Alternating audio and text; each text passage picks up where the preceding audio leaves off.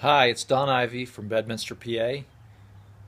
What we're going to do today is install a universal kill switch, you might call it a dead man switch, on a 46 Farmall H tractor.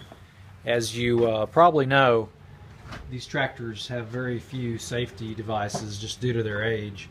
This is a 1946 Farmall. This is my beater tractor. I do all the heavy work with it. There's me old pappy's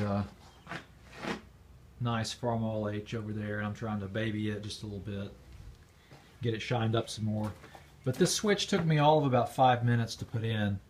And what this is, it's a switch that you find on Sea-Doos and Watercraft, and basically you can push a button to interrupt the circuit, or you attach this little lanyard to your belt, and if you are, get tossed off the tractor, it will kill the power because it's wired in right to the ignition switch right there.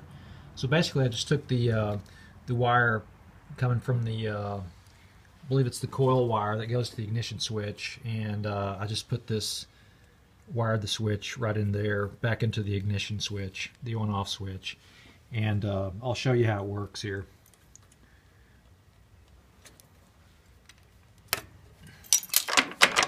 Make sure it's in neutral, turn the on switch on, and then we'll start it up.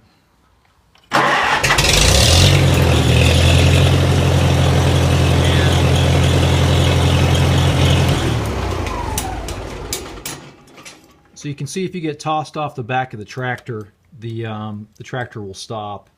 And these things, they're great tractors. But there are just absolutely no safety devices on these tractors, and if you fall off the rear seat, you're pretty much done, especially if you're brush hogging, something like that. So this is something I've been wanting to do for quite some time, and it took me like 5 minutes to install this. So this is something I would recommend that people do with their Farmall H tractors just as a safety precaution. All right, Don Ivy from Bedminster, Pennsylvania, over and out.